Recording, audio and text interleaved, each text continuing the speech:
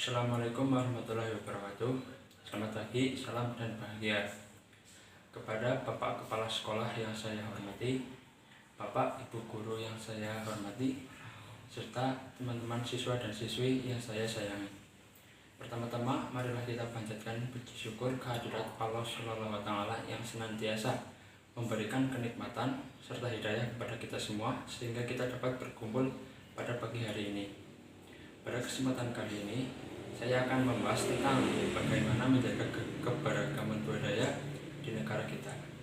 Negara kita merupakan negara persatuan, dalam arti bahwa negara merupakan suatu kesatuan dari unsur-unsur yang membentuk negara, baik individu maupun masyarakat sebagai penjelma sifat kodrat manusia.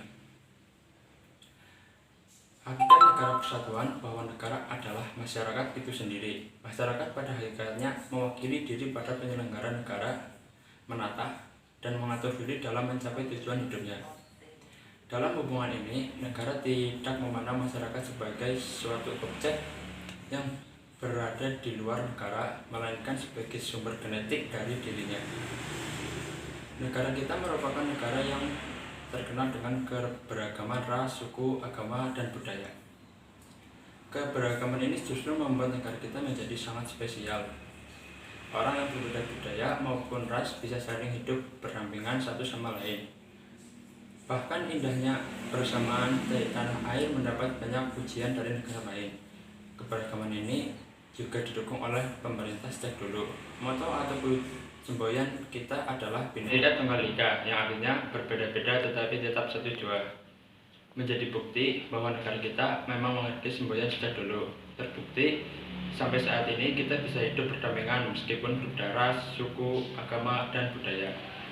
Terlepas dari indahnya keberagaman di Indonesia, ternyata masih ada beberapa masalah yang berkaitan dengan keberagaman budaya. Sebagai contoh, terkadang kita sulit bertoleransi pada budaya atau kepercayaan orang lain. Bahkan, tanpa disadari, kita justru menyakiti orang lain. Akibat perselisihan yang disebabkan oleh perbedaan budaya ini justru terkadang satu orang dengan yang lain bisa saling bermusuhan. Yang tadinya selalu bertegur sapa, kini selalu berburu-buru tidak lihat ketika bertemu.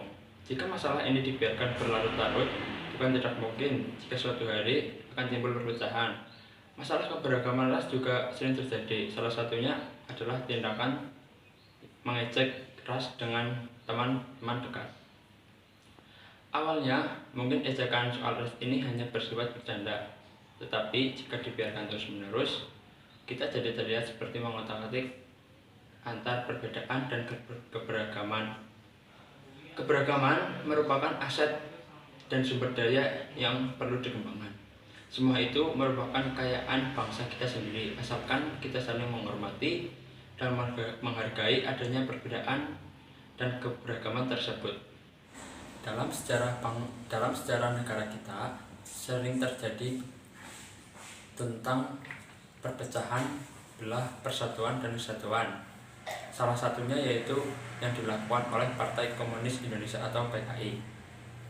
Kekembangan dan ketidaksiapan dalam menghadapi kenyataan hidup yang makin sulit menyebabkan orang mencari solusi untuk memenuhi kebutuhan hidup dan mengakibatkan norma-norma dan etika yang diakui dalam lingkungan masyarakat sehingga menyebabkan terjadinya pergeseran adat dan budaya bangsa yang begitu luhur dan penuh keramah-tamahan telah berubah menjadi masyarakat yang apatis atau tidak mau tahu dengan yang lain. Hal ini semakin diperparah lagi dengan masuknya budaya asing yang mempertontonkan budaya hidup yang konsumtif sehingga mempengaruhi pola hidup masyarakat yang menyebabkan tingkat kesenjangan ekonomi dan sosial yang semakin menganga antara kaya dan miskin. Keadaan tersebut menyebabkan persaingan semakin ketat, semua berpacu dengan waktu sehingga menyebabkan perilaku siapa yang kuat, dia yang menang.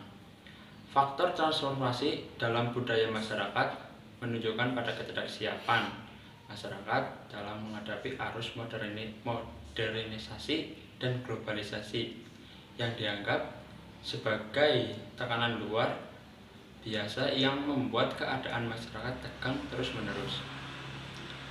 Proses transformasi budaya dari masyarakat tradisional ke masyarakat modern dengan sendirinya menciptakan disorientasi, dislokasi, disfungsionalisasi yang dirasakan sebagai ancaman ekonomis.